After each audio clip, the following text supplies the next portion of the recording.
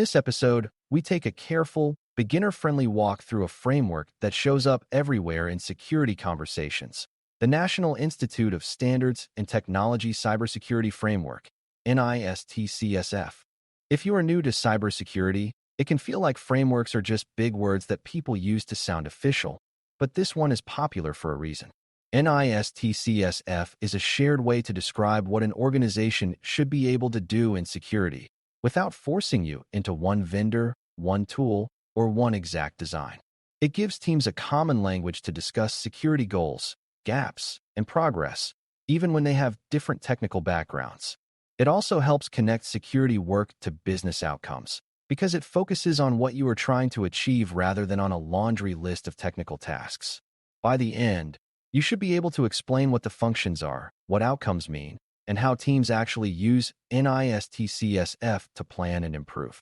A practical way to understand NIST CSF is to see it as a navigation aid rather than a rulebook.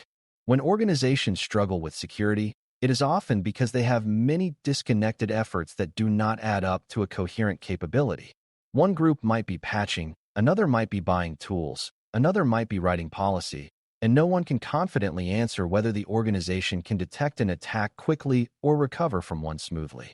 NIST CSF helps by organizing security into a simple set of functions that represent what good security looks like at a high level.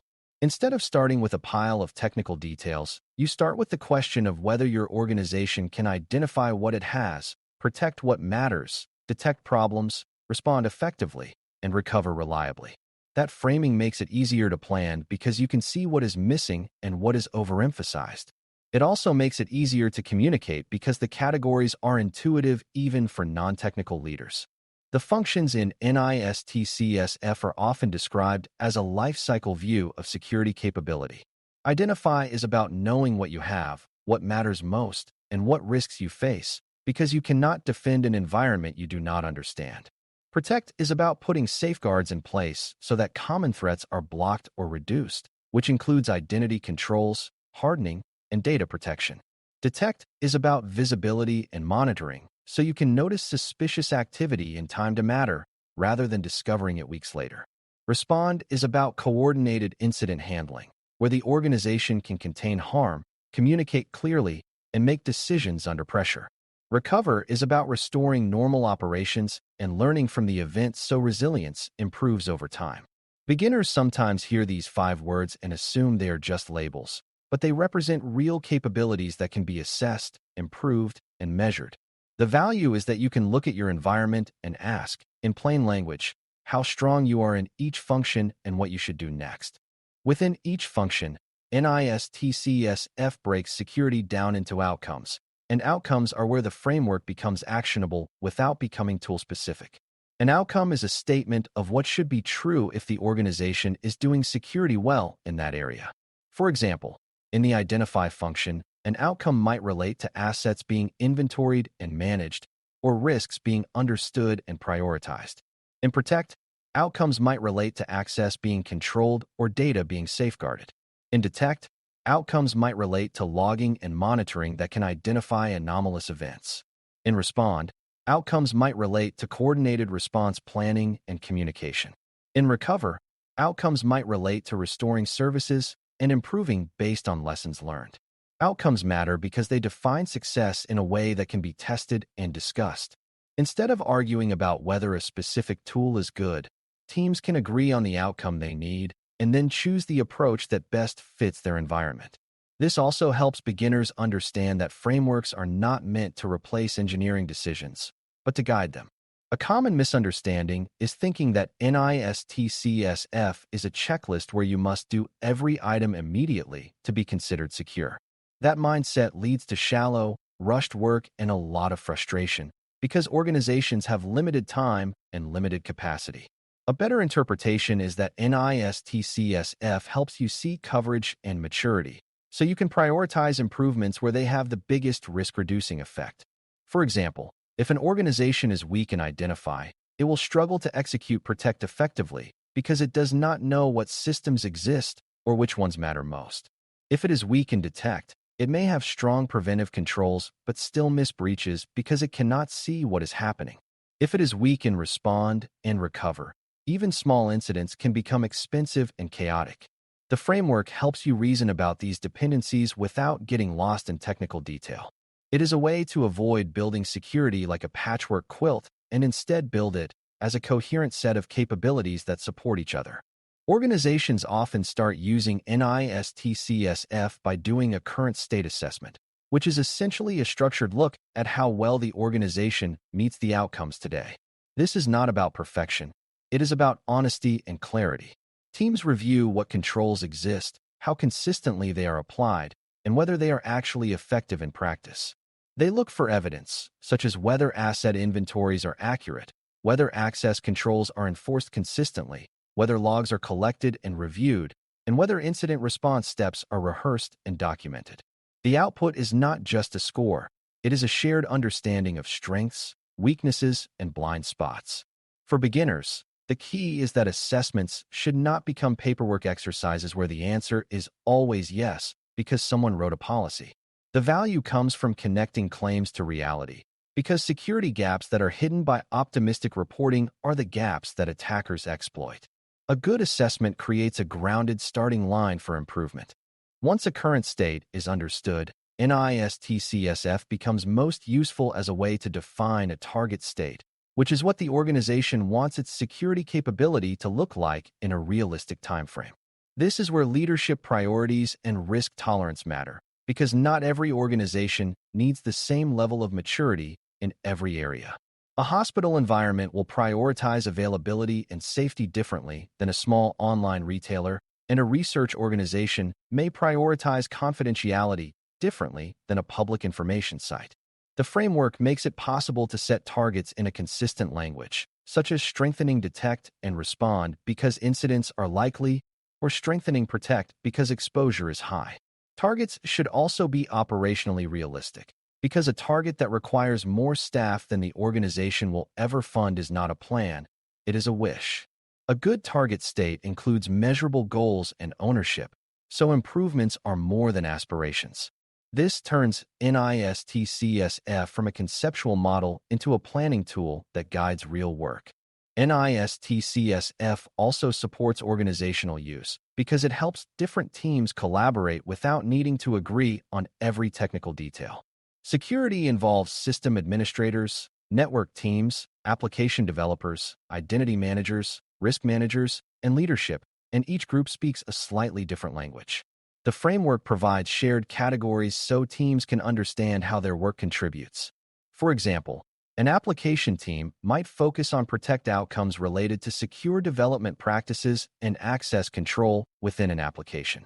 A network team might focus on protect outcomes related to segmentation and boundary control and detect outcomes related to network monitoring. An identity team might focus on protect outcomes related to authentication and authorization.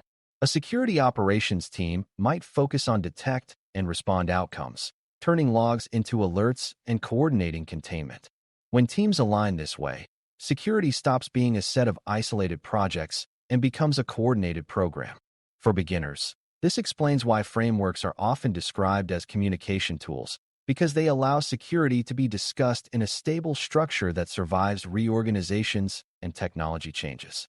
Another practical use of NIST CSF is in explaining security investment and prioritization to leaders who do not want to hear tool names and configuration details.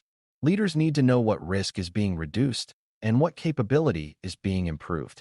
When you use the framework language, you can say that the organization is strengthening identify by improving asset inventory accuracy, strengthening protect by tightening access controls, strengthening detect by expanding logging coverage, and improving alert quality, strengthening respond by clarifying incident roles and communication, and strengthening recover by improving backup validation and recovery testing.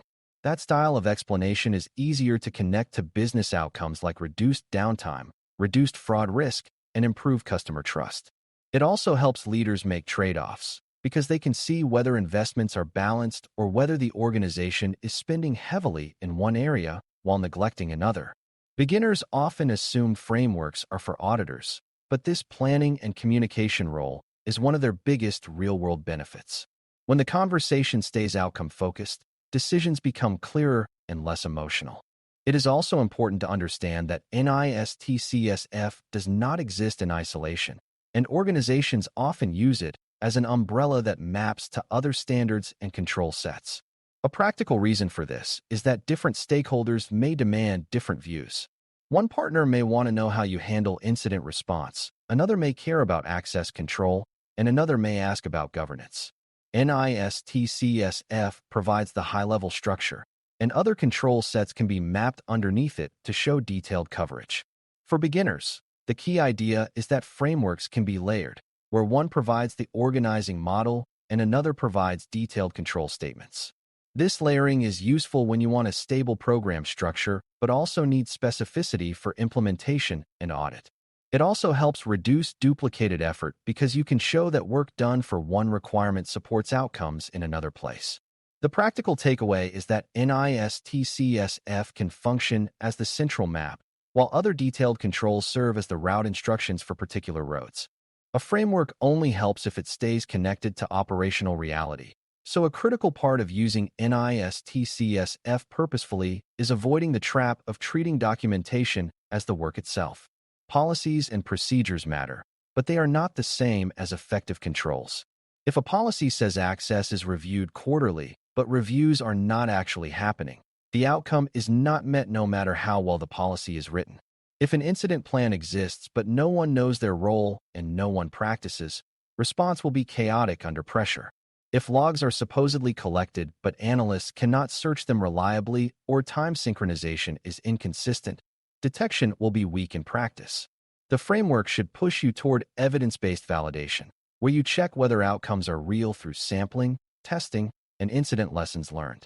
For beginners, it is worth repeating that security maturity is often less about having grand strategies and more about having dependable routines. NIST CSF supports that by encouraging you to think in terms of capabilities that must operate consistently, not in terms of one-time projects that look impressive on paper. Measurement is another area where NIST CSF becomes practical because outcomes can be tied to indicators that show whether the control is present and effective. Measurement should be chosen carefully because it is easy to measure what is convenient rather than what is meaningful. For example, counting how many vulnerabilities were found is less useful than measuring how quickly high-risk vulnerabilities are fixed on critical systems.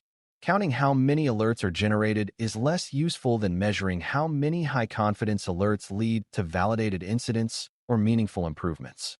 Measuring access control maturity might include how consistently multi-factor authentication is enforced for privileged accounts, or how often access reviews find and remove unnecessary privileges. Measuring recovery capability might include recovery time objectives and how often restoration is tested with real validation. The framework does not dictate the exact metric, but it helps you choose metrics that align with outcomes rather than with vanity. For beginners, the key is that measurement is about learning and improving, not about proving you are perfect. When measurements are honest, they guide investment and help teams focus on what reduces risk. NIST CSF also supports a realistic view of maturity, where organizations evolve over time rather than achieving security in one leap. Early maturity is often about establishing basics, knowing assets, controlling access, patching reliably, collecting logs, and having an incident process that works. As those foundations improve, the organization can move toward more refined detection, more resilient recovery, and more proactive risk management. The framework structure encourages this staged thinking because it makes it clear that identify supports protect, detect supports respond, and recover closes the loop by driving improvement. For beginners, this explains why security programs that skip foundational work often struggle with advanced initiatives.